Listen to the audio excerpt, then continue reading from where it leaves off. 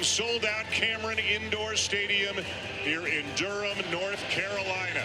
9,314 of the loudest folks you will ever meet, and they are all pretty pumped up here for this matchup. This is fun. It's Duke. It's North Carolina.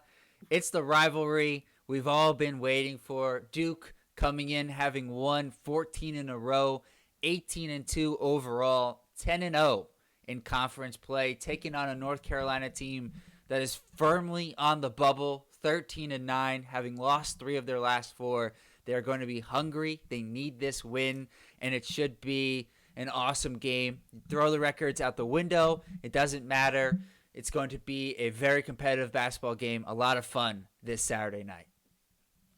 Look, after my promise of a beatdown against NC State, and we certainly hung on, and we won by 10, but it was that 10 points, throw that out.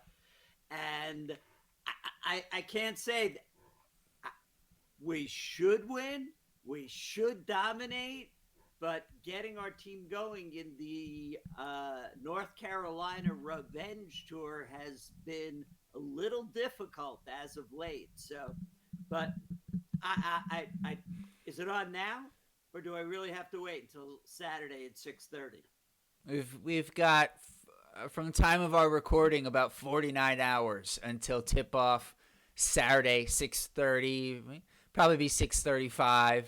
Or, I mean, as of late, there'll probably be Tiger Woods golf, and so we'll miss the first segment, right? That's been the theme of the most recent Duke games, so I'm sure they won't do that to us Saturday, but it'll be something. Couldn't be more excited, and neither could the Cameron Crazies. 1,500 have been camped out in Kayville since Tuesday, and there are 130 tents up there. These are the stats I have, Jack. I'm relying on you for real stats, but these are stats I have.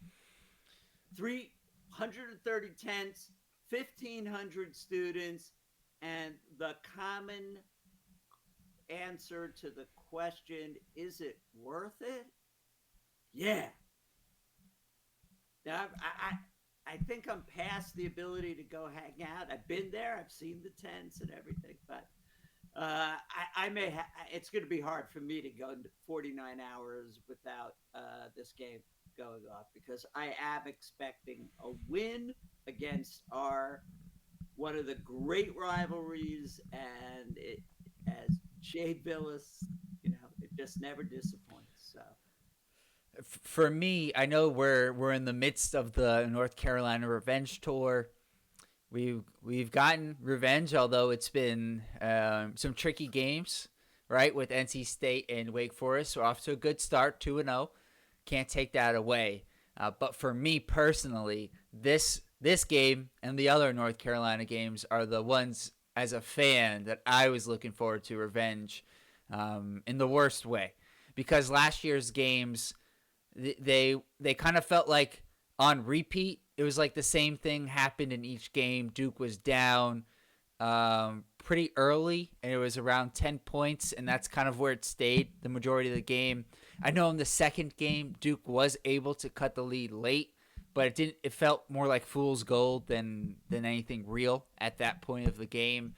And they were dominated by North Carolina's physicality in both games, especially the first game at North Carolina. Harrison Ingram, his 5 3-pointers, he had 21 points, 13 rebounds in that game. Baycott had 25 and 11, or 25, 10, 5 assists. He was dominant. And then the game at Duke was headlined by Cormac Ryan, who had his second explosion at Cameron of 25 points or more. Harrison Ingram also played well that game. One of the returners for this year's North Carolina team, Seth Trimble, played well in both games. And so that's going to be something I'm going to be paying attention to this time. He came off the bench in both of those games. This year, I expect him to start at the power forward position, which has been an interesting wrinkle for North Carolina of late. We'll get into that in a few minutes here, but they were both tough losses to watch as a fan because there was maybe glimpses, but it really never felt like Duke was in either game. Now, so let me get ready. Let's go Duke. Let's go Duke. Okay, let's go. You ready to go? Ready to go? All right, let's talk about North Carolina because this has been it's been really up and down for Coach Hubert Davis during his tenure at North Carolina. Even his first year where they go to the NCAA title game and they beat Duke, obviously in the last game for Coach K at home and then in the Final Four. The first half of the season, first maybe even 20 games, it didn't look like it was going to be that kind of season for North Carolina. They got hot late and really went on a run. Then the next year, they had a down year. Last year, they were much better, obviously, and then this year, they're kind of back down. And there's a couple reasons for that, but the biggest one is clearly their front court. They just haven't got what they were hoping for from Jalen Washington. I know in the transfer portal, this is no slight, but I know Van Allen Lubin and Tyjon Claude were not the bigs that they were looking to get in the transfer portal. And so they've just really struggled with their front court this season. Has been an area of weakness for the Tar Heels. Now, their backcourt has certainly been an area of strength, but not as strong as they would hope. And that's headlined by R.J. Davis, who returned after having an outstanding senior season for his graduate year. He's averaging 18 points, 4 rebounds, 4 assists, and a steal, but he's only shooting 40% from the field, 30% from 3. So it's not been an efficient scoring year from R.J. Davis, which I think has been one of the reasons why North Carolina has struggled, along with the fact that they've just lost a lot of close games. Well, RJ is, I think we'll win, but it's RJ or someone else that will go 7 for 7 from 3.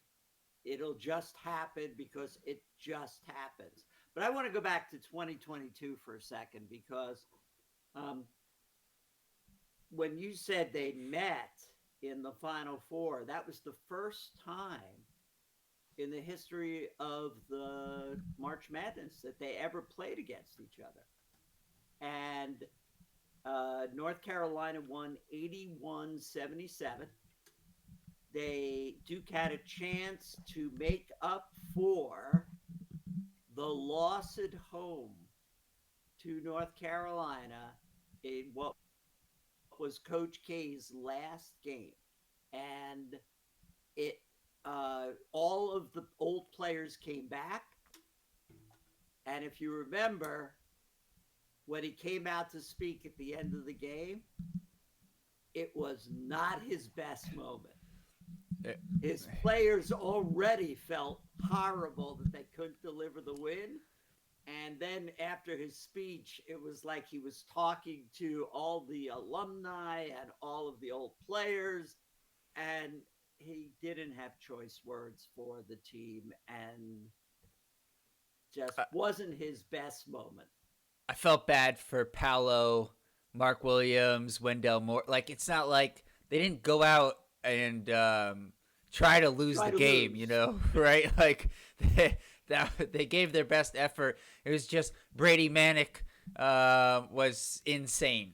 And when you said that, you reminded me of, I'm still frustrated about some of the foul calls on Mark Williams in the Final Four. That day, I felt like North Carolina just beat us.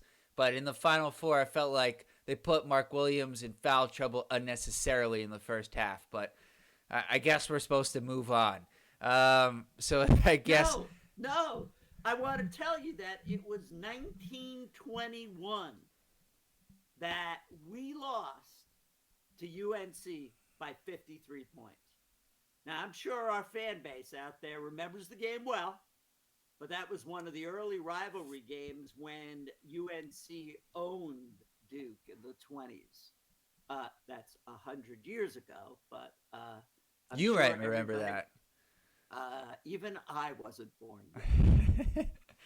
All right, so let's go through the rest of this North Carolina roster. So we let off with the guy everyone should know at this point, R.J. Davis.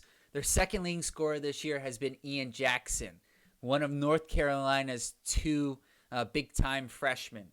6'4", 6'5", some places even listed at 6'6". Guard, wing, 15 points a game, 3 rebounds, 1 assist. He's been pretty efficient from the field, 49% from the field, 38% from 3. Elliot Cadeau is back, sophomore point guard, 6'1". He's certainly stronger than R.J. Davis. 11 points, over 6 assists per game. He's really, a throwback point guard, pass first kind of guy. Not a great shooter, 28% from 3. Got off to a hot start, but certainly has kind of regressed to where he was closer to last season. Seth Trimble has been starting, I think, as far as I'm concerned, at the power forward position at 6'3", 12 points a game, 5 rebounds. He has had multiple double-digit rebound games his past two times out, starting at that 4 spot, and 1.5 assists for Mr. Trimble, 1.5 steals. He's very athletic. He likes to get downhill, but along or similar to Cadeau, not a great shooter. At the 5 spot has been either Van Allen Lubin, 6 points, 5 rebounds, and a block. He's about 6'8", or Jalen Washington, 7 points, 5 rebounds, and a block for him, 6'10".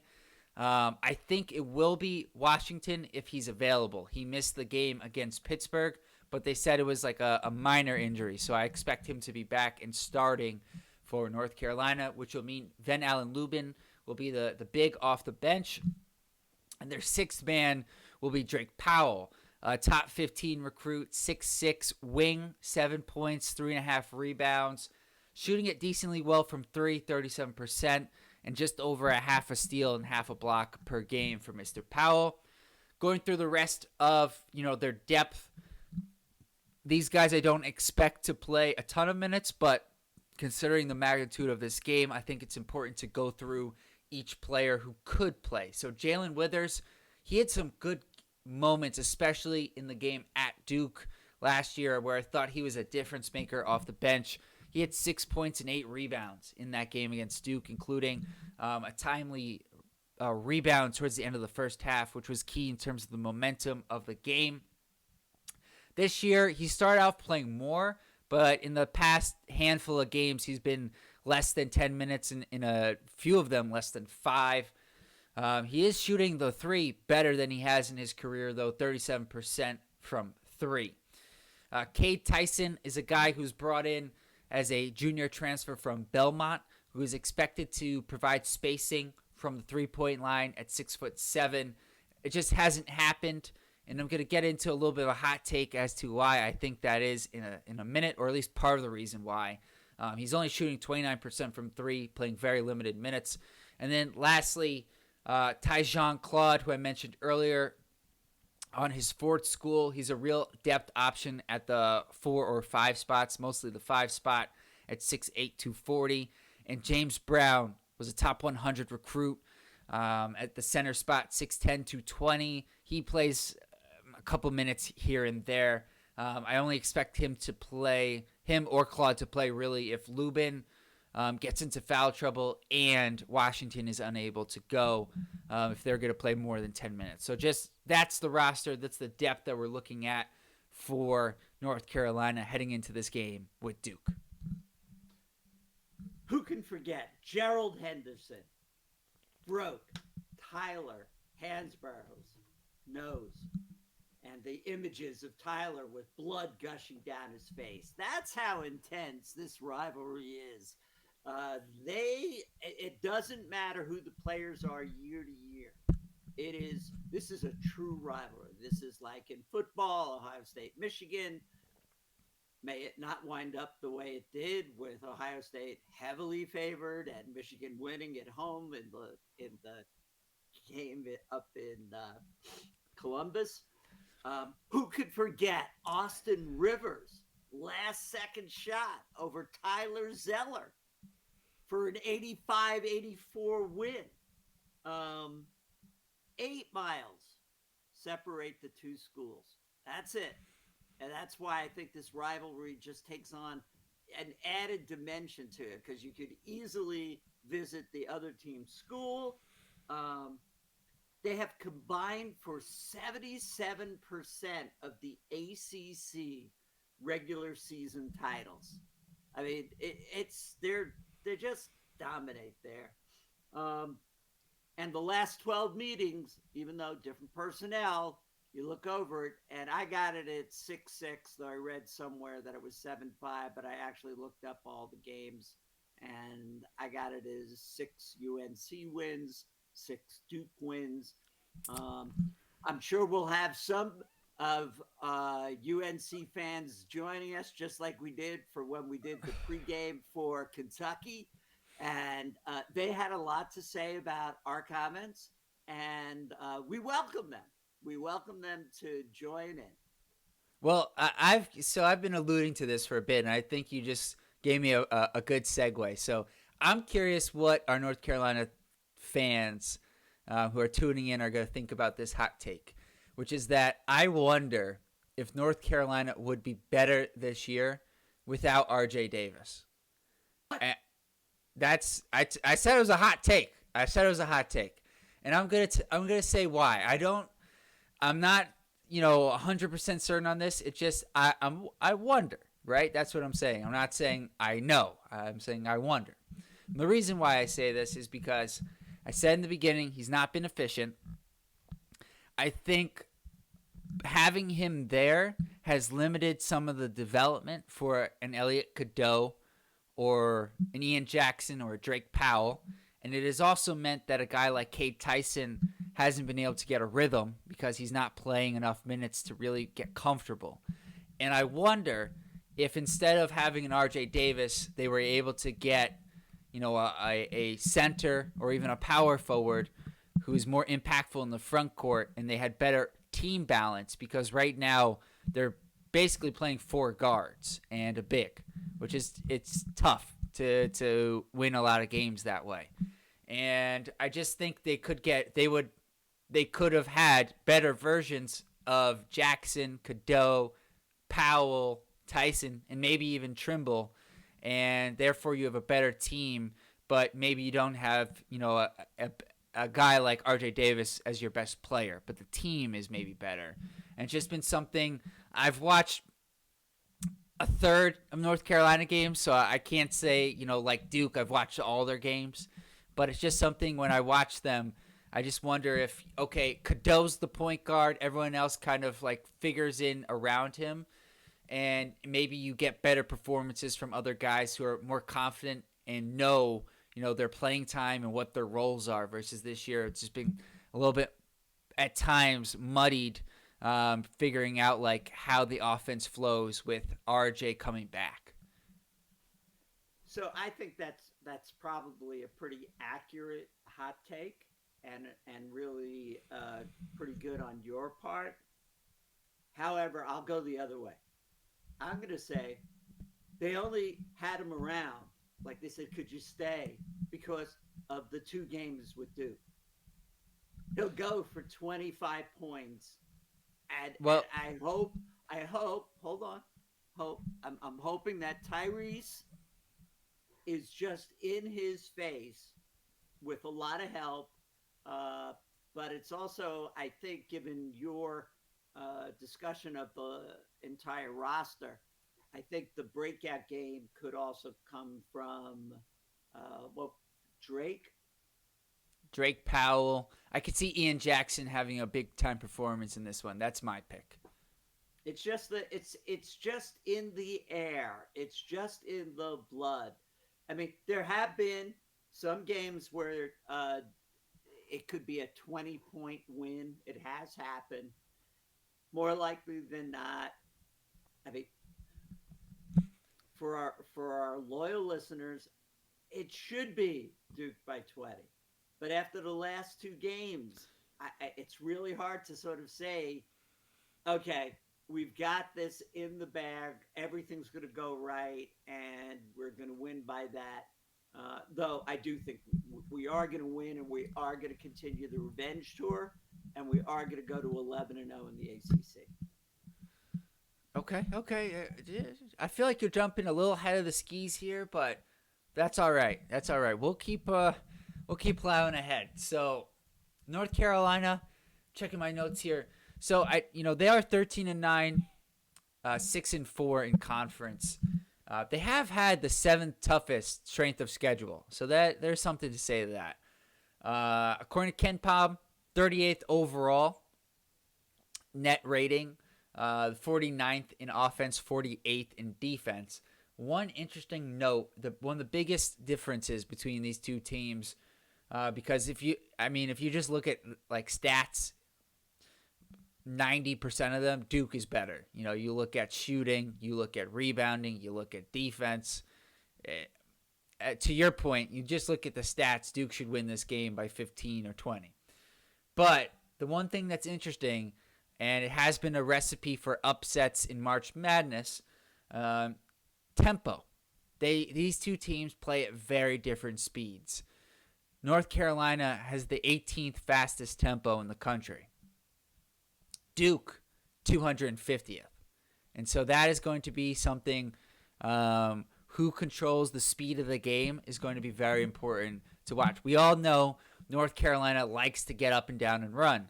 Duke will run, but when the opportunity presents itself. They're not always looking to run. They like to run when they can generate turnovers off of misses, but otherwise, the reason Duke doesn't always like to run is because they want the other team to play against Duke's set defense, because we all know how good Duke's defense is.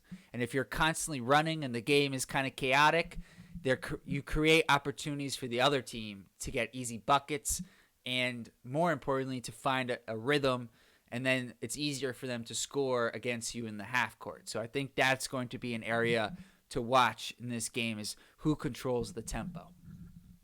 Well, and usually, and this goes right to your point, usually the best way to control a team that wants the fast break is actually to press and to try to disrupt that. And so the inbound pass, this two guys on them, and it makes it harder. If they do that, it also then lends itself to a mismatch. And if UNC can break a Duke press, then they will have an advantage down the court and be able to run against that. Otherwise, yes, they're going to come back and settle into their defense. Maybe with the four guards, they'll pull the one-on-one as higher up in the half court and try to see if they can, stop it. There really isn't. Jack, just make me. What was the tallest player on UNC? 6'10", Jalen Washington. And how much did he weigh? Jalen Washington, let's see what he's listed at. Give me one moment. Because where I'm going is it could be a game for Mal. We're certainly hoping his stomach issues and everything are good. They figured out how to rest him, get plenty of fluids in him to prevent the cramping in advance. But it could be a game for Mal to shine. He's listed at 6'10", 235. Right. So Mal's got. It's more than that. It's the four guards. That's where the Duke size is really apparent, because you've got the two guards, and Davis and Cadeau are listed at respectively 6 foot, 6'1", and those guys are probably going to be matched up with Proctor and Sion James, and they're going to be giving up 5 to 6 inches. I think Con Knipple and Ian Jackson will match up. That's going to be a tough one for Con. Ian Jackson is certainly shifty and can get into the paint, but Duke will have help, and so it'll be okay. I'm curious about the Trimble Flag matchup, how that one turns out, but I'm not betting against Cooper Flag. That's for damn sure. No, the worst thing that UNC could do would be to try and just don't piss off Cooper Flag.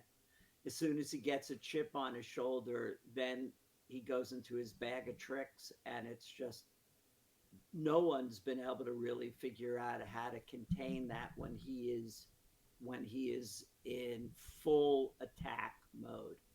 And I don't pre-game UNC shouldn't be the team to do that, but the whole nature of this. Oh, I want one other point. So why do I always say, why in a game in which we should be, heavy favorites, we're at home, great rivalry. I expect, Mason Gillis and Sion James to play a key role in this game to settle everyone down with their experience. But Well, what was it, Jack? The Arizona game, uh, the same night as the Duke game when they were down. Arizona was down three, and Caleb threw up the uh, tying basket from Monday, beyond. Yeah, Monday night. Okay, from beyond uh, uh, half court. well beyond. I can't explain it. I just can't explain it. If Caleb was in the backcourt with RJ, it would have been. They both would go for 20 against Duke.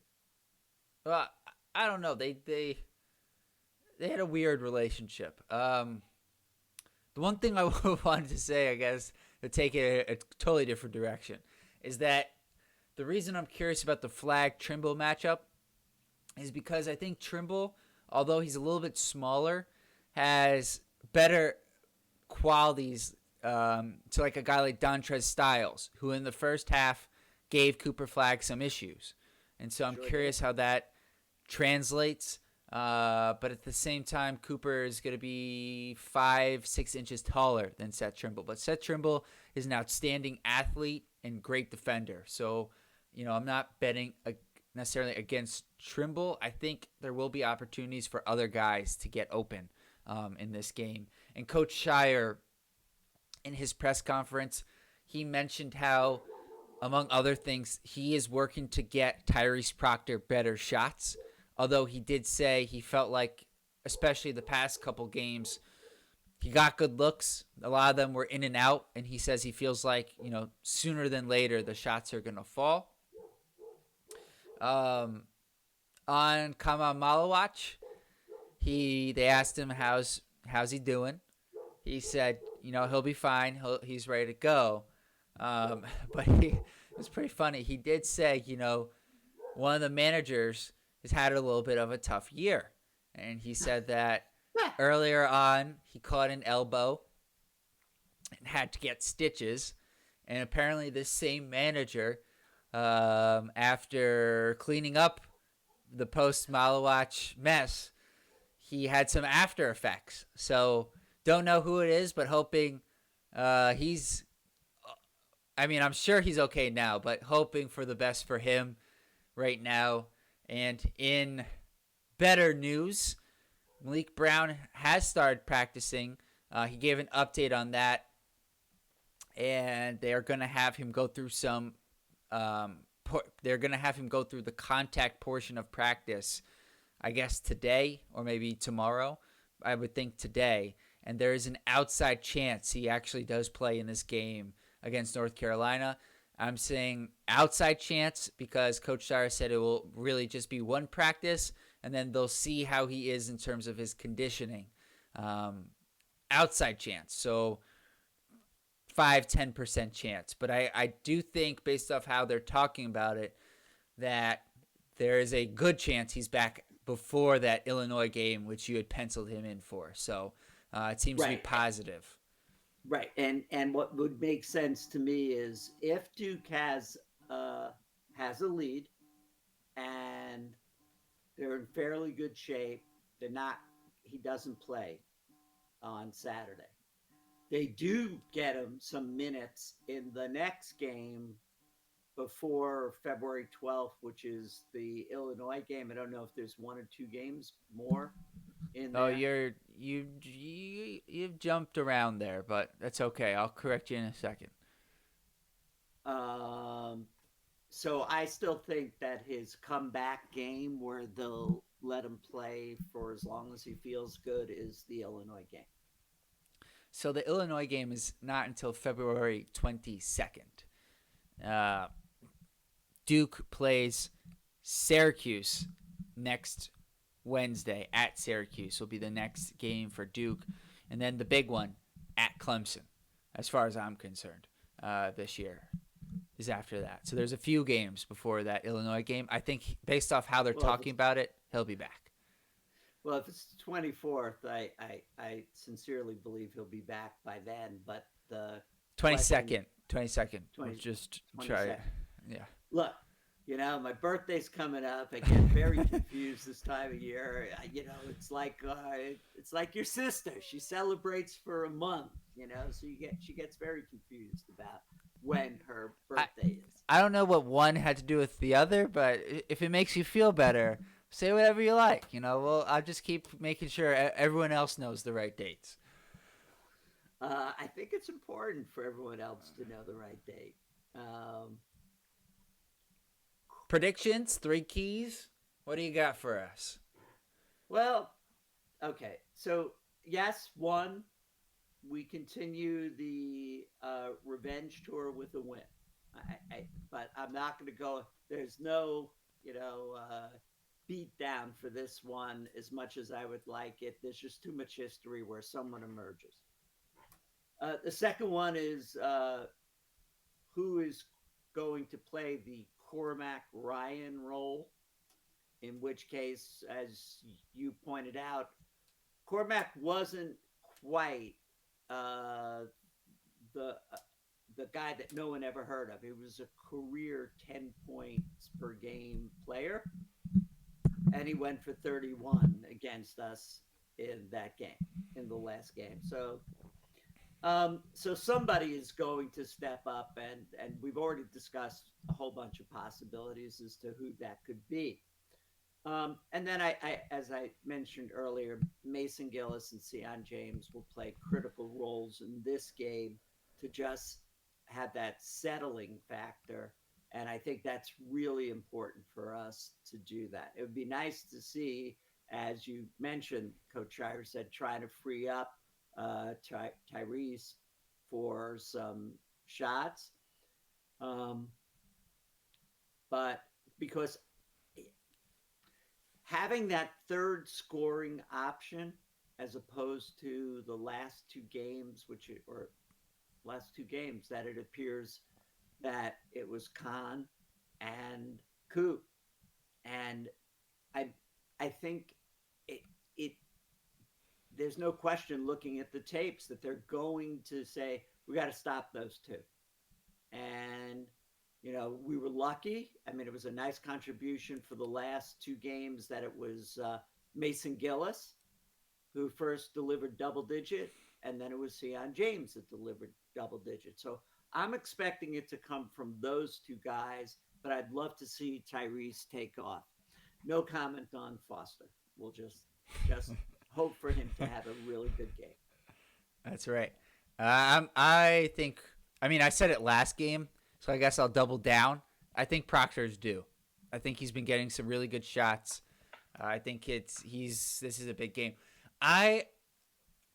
This isn't a hot take, but I don't know what the word would be, but I wonder if Mr. Gillis is going to actually not be the steadying presence that he has been of late in this one. And the reason is he's a guy who always wanted to go to Duke.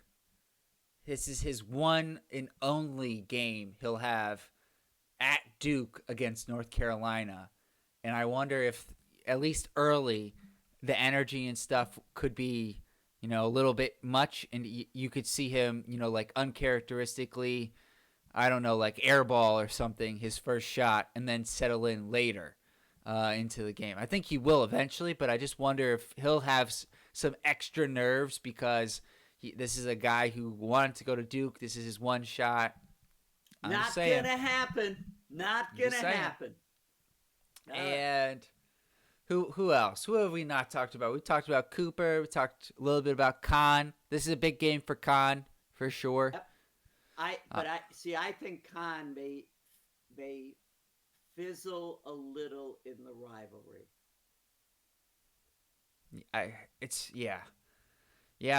I'm hopeful that last game can be a turning point for him. In some of these bigger games, I thought he played better. He didn't shoot necessarily better overall, but I thought his overall play was better. And I hope that can be a turning point for him as we move into these games. Absolutely, his last 2 games he's played well. But how about Coop and the turnovers? So he clearly has had a conversation with Dad by now, and has tried to figure out what is it that he's doing. And if he tries to do too much in this rivalry game, I think it's going to be tricky for him in the first 2 segments or so. And then we go into that other gear, which is Coop gear. And it's just like, it's just such a joy to watch. And that's why it's been so much fun doing this YouTube/podcast with you in a year in which Cooper Flagg is playing at Duke, or should I say, in the only year that Cooper Flagg will be playing at Duke. Yeah, he's not going to be back. I don't think that's not a hot take, right? The only thing I will say with Cooper and his turnovers, the Miami game, I feel like is the outlier because Wake Forest at least that's what they do. They do force a lot of turnovers. And he didn't have a ton against NC State, but they're pretty disruptive. They do a good job of that. North Carolina is not the same. So I do think it'll be better in this game, or at least it should be. But to your point, maybe early on he's got some nerves, some unforced turnovers, and then as we've come to learn, expect, I don't know what the right words would be, but as the game goes on and the moments get bigger, he just seems to play better and better and better. And so with that being said... One more thing on Coop. Yep. When will the incredible highlight reel dunk occur? Because it's hard to predict when, because the defense will part, the ball will be in Coop's hands, and he will go to the basket emphatically, either with the one hand up or the 2 hands down. He will do one or the other, and the place will go absolutely crazy. It will. That will happen. I don't have a time of the game, but I'll tell you how it will happen. Elliot Cadeau is a really good passer. Sometimes, though, with really good passers, you try to do a little too much. And I've noticed that with him in a few games where he'll try to make the spectacular pass, and that's going to turn into a fast break going back for Duke, which will get the Cooper Flagg highlight. The other thing, I know it's an outside chance, but if Malik Brown is available in this game, I think it will be really important for Duke because of his ability to switch out and guard smaller players. And it's something Gangba can't do.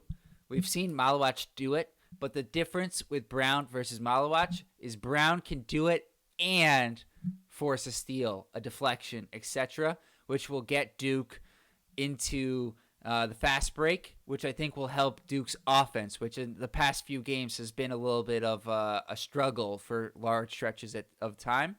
And so I think that's where Malik Brown could help offensively. But before we get to wrapping up the video, most importantly, score. Exactly. So drop your score predictions in the comments below. I'll go first this time. I think Duke wins 85-74.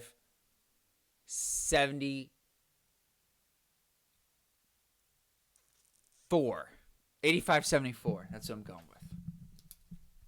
An 11-point win. And I had it at 80-70. that Duke will break the 80-point mark, or meet the 80-point mark. You have it a little higher, which is, I think they're due, so you could very well be right. And so before you sign us off, let's go Duke. Let's go Duke.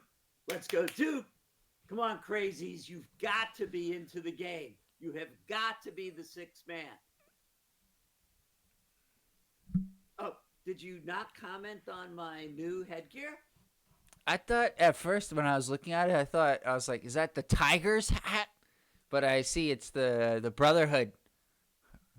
It's the Brotherhood D on my new winter upstate New York. What do you call these? Beanies or what? I just call it a hat. Let's. All right, it's a hat, but I had to get a new one for the game. Well, we're glad you did. It's going to be cold inside. So we'll see. Not with our dog. That's true. The door will be open. That's okay. That's a good point. The door will be open. That's prime time for our dog going in and out, in and out, in and out. Our dog lets herself in and out of the house with a handle on the door. It's a sight to be seen. But she will make it a little colder in here. I will have my beanie on.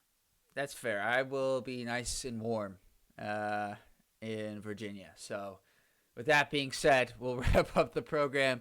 We'll see you guys after the game, which should be another Duke win in the Revenge Tour. Make sure to subscribe to the channel. Please give us a like. Share it with your Duke basketball friends. And we'll see you guys around. This could go a little bit long. So I'm going to say 8:45, 8:50 Eastern time Saturday night. Until then, peace.